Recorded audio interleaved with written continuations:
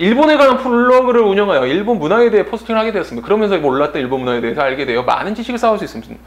어떻게 보면은 그냥 넘어갈 수 있는 글귀인데 저가 보기엔 최악의 글입니다.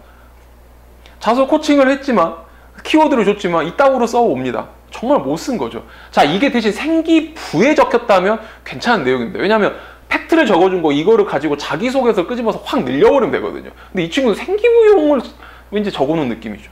자, 문제점이 무엇이냐? 실은 제가 첨삭 코멘트 달 때 이거보다 좀 더 길게 누구야 어쩌고 저쩌고 막 이렇게 쓰는데 이건 좀 여러분 보시기에 좀 압축을 시켰습니다. 블로그의 시작 동기가 없습니다. 앞에 전략 부분에서는 이 내용이 블로그랑 전혀 관련된 내용은 아닙니다. 저는 다른 글이 적혀 있었기 때문에 전혀 이어지는 동기가 되는 부분이 없었습니다. 그리고 완전히 제가 말했지만 생기부로는 좋은 요약 정리된 글입니다. 그리고 느낀 점이 요게 답니다. 많은 지식을 쌓을 수 있었습니다. 어쩌라고요. 예, 이런 글이 붙겠습니까? 막말 자소서에서 어필이 돼서 뭔가 영향력을 발휘하겠습니까? 아니라는 거죠. 그래서 첨삭 과정을 거쳐서 최종적으로 완성된 형태입니다. 자, 조금 글이 당연히 길어질 수밖에 없죠. 왜 좀 요약된 글이었고 정리를 하고 자기 자체 요약한 글이니 구체적으로 작성하면 글이 늘어나겠죠. 자, 전략시킵니다. 앞부분 딱 생략했고요. 어학 공부만이 아니라 일본 문화에 대한 관심을 가지고 있었기 때문에 일본 문화에 대한 내용과 그에 따른 저만의 생각을 담고 그 내용들을 사람들에게 알리고 같이 공유하고 싶어 블로그를 운영했습니다. 시작이 됐죠. 그렇죠. 동기가 생겼습니다. 자, 근데 앞에서 어학 공부만이 아니라는 게 전략 부분에 어떤 게 나왔는지 아시겠죠? 앞에서는 전혀 아무 맥락 없이 일본어 딱 넘어가 버립니다. 흐름 자체도 없었던 거예요. 앞에 어학 공부 내용이 있었지만 그 부분이 이거와 연결되지 않았죠. 근데 여기서는 공부 부분이 연결이 돼버립니다. 이 문장, 이 글귀만 가지고도요. 그래서 동기가 생겼고요. 그런 다음 저는 일본 땡땡 문화, 일본 빵빵 뭐 문화, 일본 빵빵빵 문화 등의 땡땡 등의 다양한 분야를 거쳐 포스팅을 했습니다. 실은 더 많은 주제가 있는데요. 실은 일본 뭐 하면 너무 다 뭐뭐 똑같지 않습니까? 그래서 제가 그냥 압축시켜버렸습니다. 일본에 대한 다양한 정말 별의별 문화에 대한 공부를 했고 그걸 정리하여 포스팅을 했죠. 그 부분을 이제 적었고요. 그거를 통해 얻었던 느낌들이 이제 자기에 대한 실은 내용이기 때문에 중략을 시키고 그것이 끝난 뒤 포스팅을 하는 과정에서 마지막 느낀 점이겠죠. 한국과는 다른 일본만의 문화적 특색을 알 수 있었고요. 이게 가장 어찌 보면 느낀 점의 가장 큰 포인트가 되겠죠. 우리나라 이게 달랐구나 였습니다. 그걸 통해 후략에서는 좀 더 깊이 있게 느낀 점 마무리를 하게 됩니다. 우선 보시면 제가 영부에서 설명을 드렸습니다. 추상적으로 썩어버린 이런 글들은 짧게밖에 안 나옵니다. 하지만 구체적이고 자기가 느꼈던 내용에 나오면 글은 당연하게 늘어나게 됩니다. 그리고 더불어 전문적인 용어가 사용될 수밖에 없습니다. 실은 아무런 전문적인 용어가 없죠. 글의 난도나 단어 사용 자체가 되게 평이한 글입니다. 하지만 이거 같은 경우는 이러한 땡땡에 일본에 대한 용어들, 그 일본 문화에 대한 그 단어들이 다 키워드들이 적혀있기 때문에 굉장히 본의 아니게 자기가 노려있지 않았지만 전문적인 글이 돼가고 있는 거죠. 이게 정말 나쁜 애시야 좋은 애시입니다. 똑같은 학생이 처음에 작성한 초고이고 첨삭을 통해 그리고 진행했고 친구가 노력한 결과 이러한 글귀까지 나오게 되는 거죠. 이해가 되실 겁니다. 일본 문화, 그리고 일본 문항에 쓸 수 있는 게 분명 학습 공부 이거게 아니라는 겁니다. 그 단원 공부했다는 게 아니고요. 이 친구는 어학 공부를 통해 좀 더 나아가고 싶어서 이러한 학습적 경험도 하게 된 겁니다. 그러니까 일본 문항 소재로는 참 좋은 거였죠. 그리고 글의 완성도 참 괜찮게 정리가 됐습니다. 합격을 한 친구고요.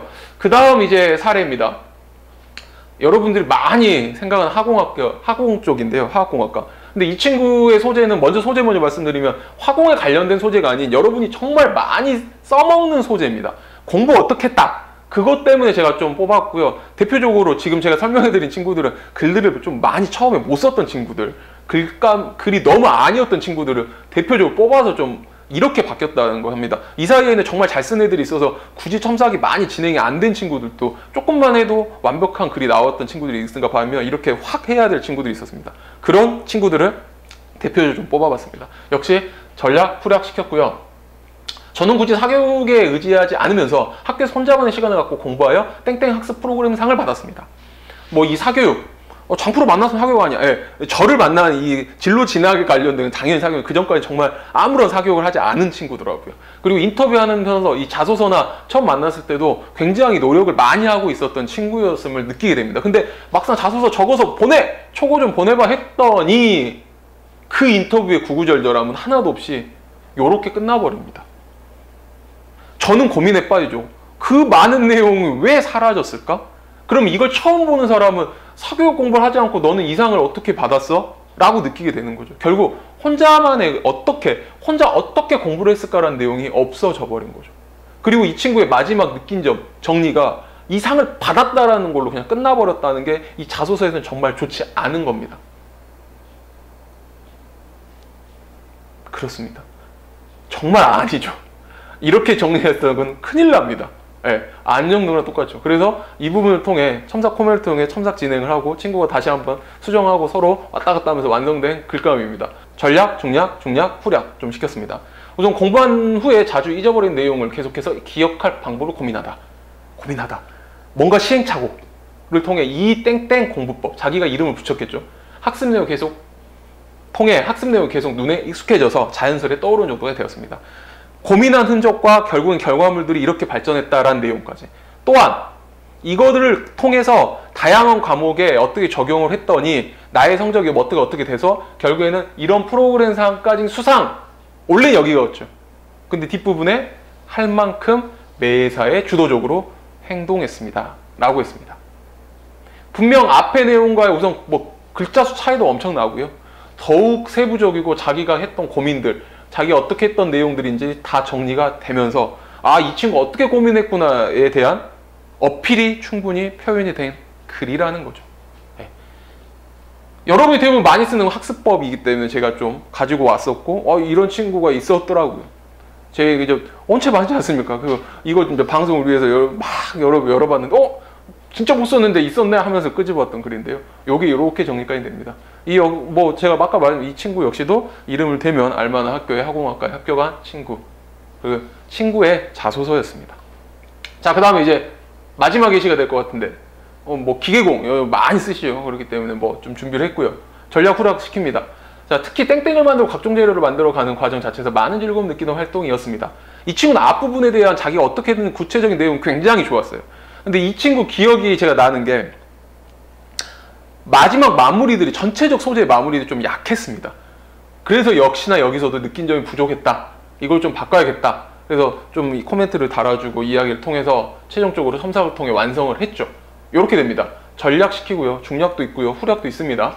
앞에 내용 되게 구체적이라 했어요. 느낀 점이 이렇게 들리는 거죠. 이론적으로 접했던 내용을 직접 현실화시키는 과정에서 기획도 제작관이 참여하며 땡땡 제작관이 참여했다는 것에 대해 빵빵을 알 수 있는 계기가 되어 뿌듯함을 느꼈고 방대한 기계공학 분야가 제가 접근하고 있는 골뱅이 분야에 대한 구체적인 자기가 어떤 갖고 있는 목표가 있겠죠. 그것들에 대해 좀 기술을 해주고 목표를 갖게 되었고 골뱅이 분야에 대해 있어 제 자신을 더욱 성장시키고 싶은 욕심이 생겼습니다. 그리고 저는 어떻게 할 것입니다. 이렇게 되겠죠. 훨씬 더 퀄리티가 다르지 않습니까? 결국에 이 내용을 가지고 좀 더 이야기를 통하고 학생하고 좀 상담을 하면서 인터뷰를 좀 더 진행하면 결국에 이렇게 끄집어낼 수 있습니다. 제가 쓴 거냐고요? 아니죠. 어느 정도 글감이 형성이 된 뒤에 마무리를 해주는 첨삭이 제가 하는 역할이라 이거 같은 경우는 이제 친구가 거의 해주고 실은 제가 좀 마무리 읽힐 수 있도록 소위 가독성이 보이도록 좀 도와준 것 뿐입니다. 글을 대신 쓸 수는 없죠. 친구가 분명 이렇게 발전할 수가 있습니다. 학생들을. 네. 학생들 글을 못 쓰더라도 끄집어내고 그게 가르치는 지도자 그리고 이걸 끌어주는 컨설턴트의 능력이겠죠. 그래서 이런 식까지 늘리게 됩니다. 일본 문항 소재로 참 좋은 거죠. 어떤 걸 만드는 활동에 대해서 이 친구는 이 부분을 가지고 일본 문항의 학습의 경험으로 넣은 거죠. 앞에 내용 되게 많았고요. 그리고 학업적 경험들 많이 적었고요. 대신 느낀 점이 좀 부족해서 느낀 점을 이렇게 정리를 좀 했습니다. 되게 괜찮죠. 네. 그래서 우선은 일본 문항에 대해 예시를 제가 총 3가지를 말씀드렸습니다. 일문학과를 갔던 친구의 블로그 포스팅, 그 다음에 학원을 갔던 친구의 학습법, 그 다음에 기계공학을 갔던 친구의 어떤 탐구, 만들기 활동에 대한 느낀 점까지. 결국에 이런 식의 뭔가 진행이 되어야지만 일본 문항에서 확실히 어필이 될 수 있다는 거. 여러분도 보시면 훨씬 훅 끌어들이지 않습니까? 자, 이런 겁니다. 자, 마무리하겠습니다. 전국 호갱방지 프로젝트 하고 있죠. 이 장프로가. 예, 타이틀 읽어드리겠습니다. 1만 학종 컨설팅, 1만 원 자소 컨설팅, 영원 학종 입시 설명회, 5만 9천 생기부 컨설팅, 5만 9천 자소 첨삭했습니다. 뭐 지금 자소서 기간이라고 만약에 친구들이 봤다면 이 두 가지가 친구들에게 되게 유용하게 이용될 수 있는데요. 요거에 대한 의미는 이겁니다. 너무 컨설팅들이 뭐 높게 형성도 돼 있고요. 그 중에 실력이 있는 분들은 문제가 아니지만 개 양아치 같은 쓰레기 같은 놈들이 너무 많습니다. 돈만 능력이 없는 거예요. 아까 이런 자소 첨삭 진행도 못하고 학교를 뭐 짜주는 것도 거지같이 짜주는 거예요. 그런 애들에게 돈 쓰고 마음 아프고 학생 1년 날려버리지 마시고 충분히 실력 있고 내실 있는 분들 찾으시던가 아니면 금액적으로 이렇게 저는 모든 분들에게 대중적으로 접근할 수 있도록 진행 중인 호갱 방지 프로젝트 있으니까 관련 영상 다 있으니까 한번 찾아보시면 충분히 이해되실 겁니다. 아무튼 이런 게 있다는 걸 좀 설명드리고요. 자, 장프로와 소통할 수 있는 커뮤니티 창들이고요. 참된 교육 컨설팅 번호와 저는 업무 시간입니다. 네, 오늘은 그 자기소개 특강으로 일부 일본 문항에 대한 어떻게 짜주면 되는지에 대한 뭐 라인 잡기, 어떤 것들이 소재인지 아주 중요한 핵심 상황들과 더불어 실제 장프로가 진행했던 아이들의 자소서 총 3가지를 가지고 나쁜 사례 그리고 첨삭 후에 좋은 사례로 바뀐 것들, 그 자기가 원하는 학교 원하는 과에 합격을 한 학생의 자소서가 되겠죠. 분명 뭐 이름 좀 하면 좋은 학교 그런 것만 최대한 뽑아냈습니다. 분명 도움이 되셨을 거 생각이 들고요. 장프로의 학종 독학은 다음 자소서 특강 2번 문항이 되겠네요. 그때 찾아뵙도록 하겠습니다. 지금까지 참된 교육 컨설팅 장프로였습니다. 감사합니다.